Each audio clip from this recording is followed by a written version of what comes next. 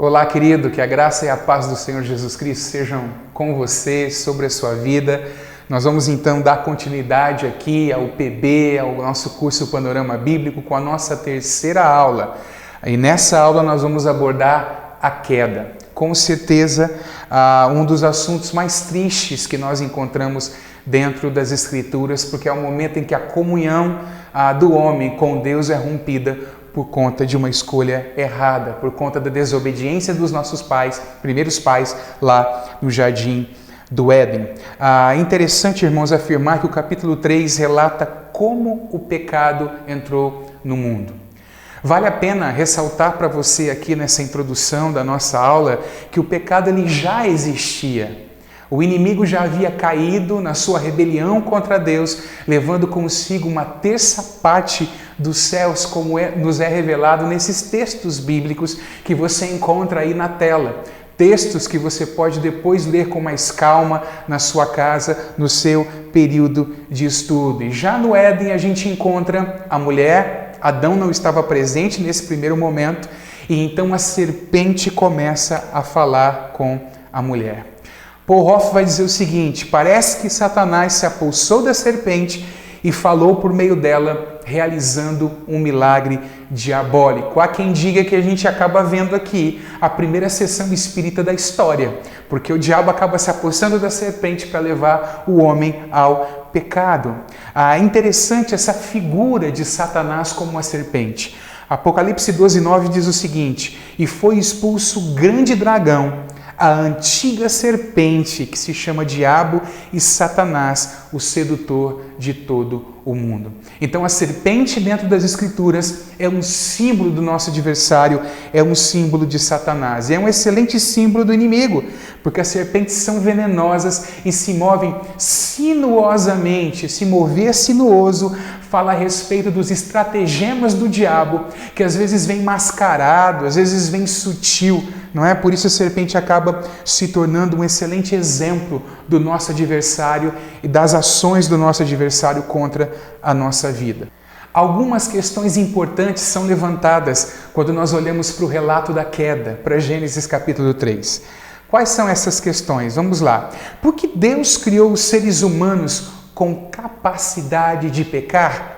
E aí eu quero responder essa questão com uma outra questão, devolvendo uma pergunta para você. É possível Deus criar um ser moral capaz de fazer escolhas sem que esse ser possa escolher o que é errado? A segunda pergunta que a gente pode levantar aqui é o seguinte: Deus não sabia de antemão que o homem pecaria? Sim, Deus sabia de antemão que o homem pecaria. A gente pode afirmar isso olhando para o texto de 1 Pedro, capítulo 3, do versículo 18 ao versículo 20. O texto diz o seguinte: sabendo que não foi mediante coisas perecíveis, como prata ou ouro, que vocês foram resgatados da vida inútil que seus pais lhes legaram, mas pelo precioso sangue de Cristo, como de um cordeiro sem defeito e sem mácula. Ele foi conhecido antes da fundação do mundo, mas foi manifestado nesses últimos tempos em favor de vocês. Note que o texto diz que o cordeiro foi conhecido desde antes da fundação do mundo. Ora, o cordeiro aponta para um sacrifício que é oferecido pelo pecado humano. Então o pecado não pegou a Deus de surpresa. Deus já tinha uma solução para o pecado do homem desde antes do homem cometer esse pecado, ou desde antes da criação do homem. Vamos prosseguindo aqui no nosso estudo, então, falando a respeito da tentação. Isso que é tão comum à vida de nós seres humanos, não é verdade? Mas aqui nós vamos falar a respeito da primeira tentação. Vamos lá. Nessa tentação existe a insinuação de que Deus está nos privando de algo bom. Se você ler os primeiros versículos do capítulo 3 de Gênesis, você vai perceber isso. A conversa da serpente, a argumentação da serpente para levar o homem ao pecado tenta trazer essa ideia de que de alguma forma Deus está nos privando de algo bom. Deus não quer que nós sejamos conhecedores do bem e do mal. Deus nos está privando de uma bênção. A tentação também vem com a afirmação de que não há consequências para a desobediência. Há uma pergunta: Deus disse que vocês iriam morrer? É claro que vocês não vão morrer. Então há uma insinuação, uma afirmação de que a desobediência aos princípios de Deus não trazem consequências para a nossa vida. O diabo, queridos, semeia dúvidas, fala contra o caráter de Deus e afirma que o pecado não tem consequências nessa primeira tentação. E geralmente, ao tentar a nossa vida, a gente acaba percebendo essas nuances também, não é verdade? Vamos lá, vamos seguir? Quais foram as consequências do pecado de Adão e Eva? Vamos lá. Adão e Eva conheceram pessoalmente o mal. Aí talvez você me pergunte, pastor, Deus conhece o mal? Deus conhece o mal, mas não experimentalmente. Deus conhece o mal como, por exemplo, o médico conhece o câncer. Ele não conhece por experimentar o mal. Adão e Eva acabaram conhecendo pessoalmente o mal, experimentaram o mal, experimentaram o pecado. Em segundo lugar, a comunhão com Deus foi interrompida. E aqui a gente insere o conceito de morte espiritual. Há 3 tipos de mortes encontrados na Bíblia. Se você ler as Escrituras, você vai encontrá-las lá. A morte física, essa que nós conhecemos, não é verdade?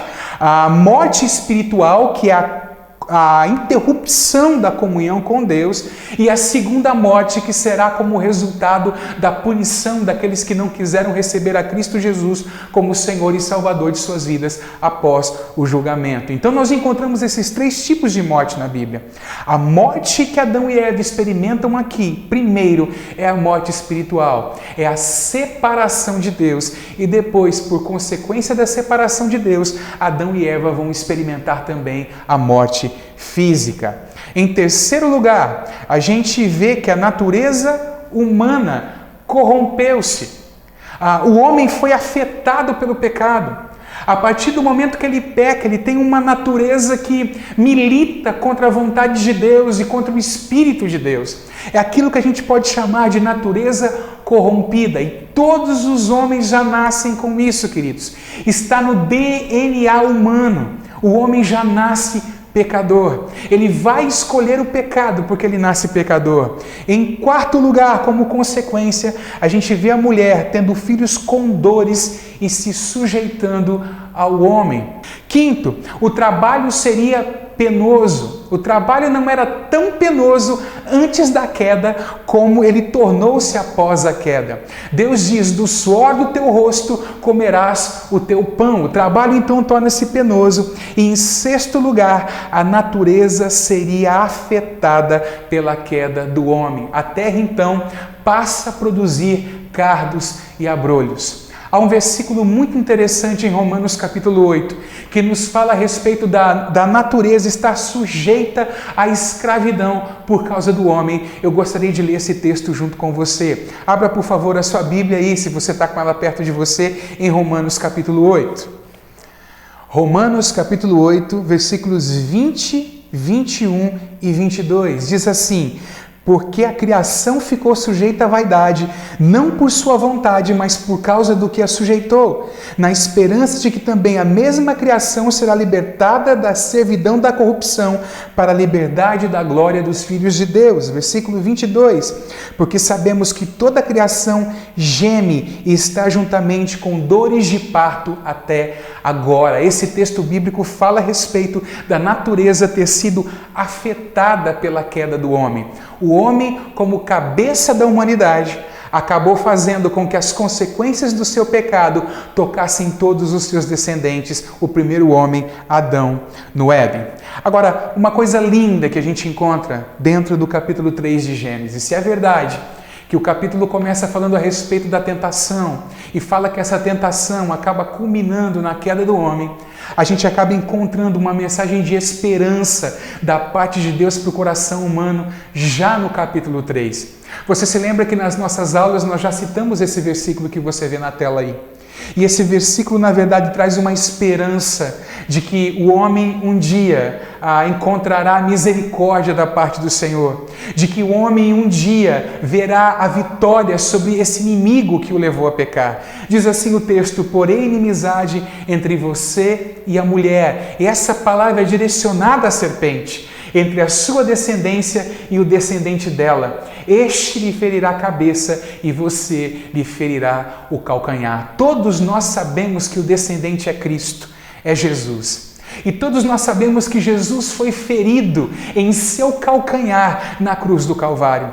Mas todos nós sabemos que ali, na cruz, ele despojou os principados e as potestades, os expondo publicamente ao desprezo. Jesus triunfa sobre o adversário na cruz. Jesus triunfa sobre o pecado na cruz do Calvário. E a gente vê então Adão e Eva, que descobriram-se nus após o pecado, serem cobertos por uma roupa feita de peles. O versículo de número 21 de Gênesis diz assim: o Senhor Deus fez roupas de peles com as quais vestiu Adão e sua mulher. Você sabe que após o pecado, Adão e Eva fizeram para si algumas cintas com folhas para cobrir a sua nudez. E aquilo simboliza as obras humanas que visam cobrir o problema do pecado humano. Mas o problema do pecado humano não é resolvido por boas obras humanas. O problema do pecado humano é resolvido por um sacrifício. Ao fazer uma roupa, túnicas de peles para o primeiro homem e para a primeira mulher, Deus deixa claro para eles que alguém precisaria morrer para que o problema do pecado fosse vencido. E então o pecado, eles são cobertos ali, a nudez deles é coberta ali no Gênesis como um tipo do sacrifício de Cristo que cobriria a nossa nudez. É interessante que há um versículo no Novo Testamento que diz: todos vós que fostes batizados em Cristo Jesus, de Cristo vos revestistes. Nós somos vestidos de Cristo ao crermos naquilo que Ele fez por nós e ao selarmos a nossa fé passando pelas águas do batismo. Essa nossa terceira aula falou a respeito da queda do homem.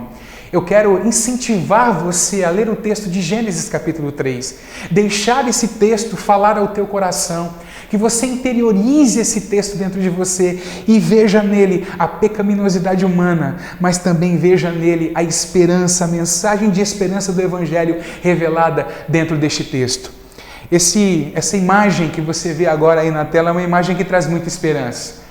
A gente vê Eva de um lado e Maria de outro. Lembra? A semente da mulher esmagaria a cabeça da serpente. Então a gente vê, de certa forma, Maria com a mão no ventre, com a mão no rosto de Eva, como que a consolar aquela mulher que havia pecado ali no Calvário. A gente pode ver nos pés de Maria uma serpente sendo esmagada, mas na verdade nós conhecemos pela história bíblica de que quem esmaga a serpente é o próprio Senhor Jesus Cristo, é a semente da mulher que é vitoriosa. Querido, que Deus abençoe a sua vida, que você possa encontrar Cristo dentro das Escrituras, porque do início ao fim a história é sobre Jesus. A história é sobre o amor de Deus revelado aos homens na pessoa do Senhor Jesus Cristo. Curta o vídeo, compartilhe com outras pessoas, fazendo assim você ajuda esse conteúdo bíblico chegar em outras pessoas para que elas sejam também edificadas. Lembra você que o conteúdo da aula será também publicado no Telegram, a parte escrita, para que você possa guardar o material e estudar também em outros momentos. Deus te abençoe, em nome de Jesus.